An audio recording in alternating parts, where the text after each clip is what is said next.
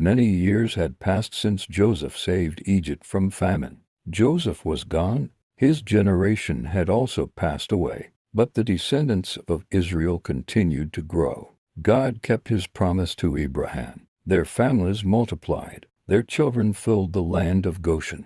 The Hebrews became a strong and prosperous nation. Every birth was another reminder that God's covenant was still alive. But not everyone celebrated their blessing. A new king came to power in Egypt, and he did not remember Joseph. Pharaoh looked across his kingdom and saw something that frightened him. The Hebrews were becoming too many, too strong, too united. He feared that if war broke out, they might join Egypt's enemies. Instead of trusting God, Pharaoh trusted fear, and fear soon became cruelty. He gathered his advisors and made a terrible decision. We must stop them before they become stronger. The Egyptians forced the Hebrews into slavery. Men, women, and even young people worked from sunrise until sunset. They mixed mud. They carried heavy stones. They built cities for Pharaoh. Their hands grew weak. Their backs bent under impossible burdens. But the more Egypt tried to crush them, the more God continued to bless them. The nation kept growing. Pharaoh's fear only became greater. Pharaoh called to Hebrew midwives.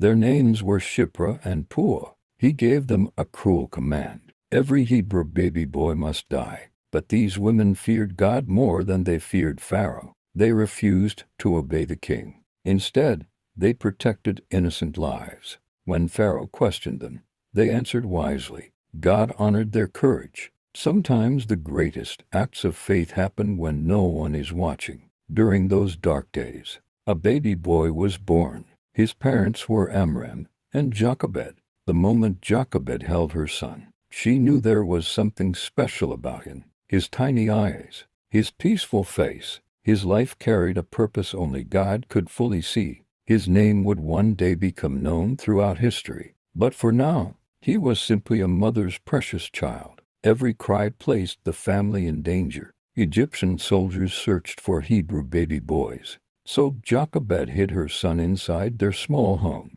For 3 long months, she protected him with all the strength she had. Every knock on the door made her heart race. Every sound outside filled her with fear. Yet through every anxious day, God quietly watched over the child.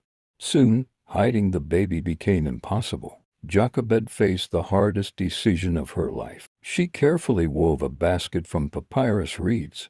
She covered it with tar and pitch to make it waterproof. This was more than a basket. It was an act of faith. She placed her little boy inside. She kissed him gently. She whispered a prayer. Then she entrusted her child to the God who never fails. The current was calm. Birds sang above the water. Nearby, she could do nothing but wait. Sometimes faith means placing everything into God's hands and trusting Him to do what only He can do. Pharaoh's daughter came to the Nile to bathe. As she walked beside the river, she noticed something floating among the reeds. She ordered one of her servants to bring it to her. When the basket was opened, a tiny baby looked up at her. Her heart was filled with compassion. She immediately knew this was one of the Hebrew children. Miriam saw everything. With remarkable courage, she stepped forward. She respectfully asked the princess, "Would you like me to find a Hebrew woman to care for the baby?" The princess smiled. Yes,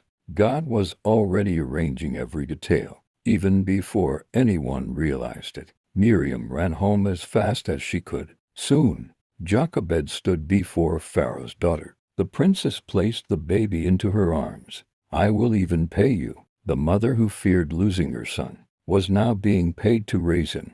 God's plans are always greater than our fears. Years passed. When the time came, Jochebed brought him back to Pharaoh's daughter. The princess adopted him as her own son. Now lived inside Pharaoh's palace, raised as a prince, prepared for a purpose far greater than anyone could imagine. God was already preparing a deliverer, and this was only the beginning.